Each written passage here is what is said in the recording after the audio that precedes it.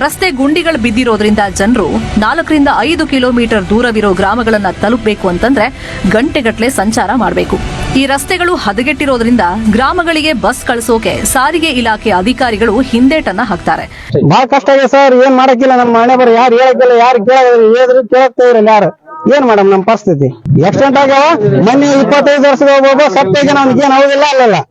ನಮ್ ತಮ್ಮನೇ ಸತ್ತೇಗಾನ 25 ವರ್ಷ ಲಗ್ನೆಲ್ಲ ಮೂರ್ತಿಲ್ಲ ಆಕ್ಸಿಡೆಂಟ್ ಆಗಿ ಸತ್ತೇಗಾನ. ಇಲ್ಲಿ ನಮ್ಮ ರಸ್ತೆಗಾನೆ ಅವ್ರು ಯಾರನ್ನ ಬಂದ್ ಕೇಳಬೇಕಾದ್ರೆ ವಿಡಿಯೋ ತೋರಿಸ್ತೀವಿ, ಅದು ಎಲ್ಲ ರೆಕಾರ್ಡಿಂಗ್ ಇದೆ. ನಮ್ಮ ಸತ್ತದ ರೋಡಿ ಸತ್ತದ ನಾ ಸತ್ತ ಬರೋದಿಲ್ರಿ.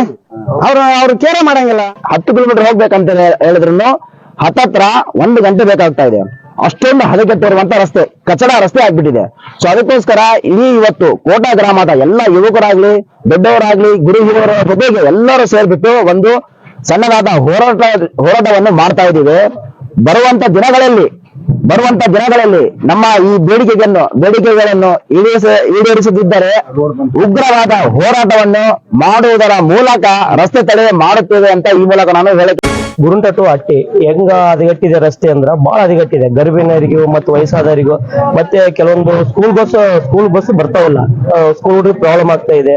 ಮತ್ತೆ ಇದು ಲಿಂಗ್ಸೂರ್ ಹೋಗ್ಬೇಕಂದ್ರೆ ಹಟ್ಟಿಯಿಂದ ಹೋಗ್ಬೇಕಂದ್ರೆ ಅದು ಹದಗೆಟ್ಟಿದೆ. ಅದಕ್ಕೆ ನಾವು ನಿಯರೆಸ್ಟ್ ನಮ್ಮ ಲಿಂಗ್ಸೂರ್ ಹೋಗೋ ದಾರಿ ಅಂಬರೀಷ್ ಕ್ರಾಸ್ ಇದು 4 ಕಿಲೋಮೀಟರ್ ಇದೆ. ಹೆಂಗೆ ಹದಗೆಟ್ಟಿದೆ, ಅದಕ್ಕಿಂತ ಹದಗೆಟ್ಟಿ ಹೋಗ್ಬಿಟ್ಟು ಹಿಂಗಾಗಿ ಸಮಸ್ಯೆ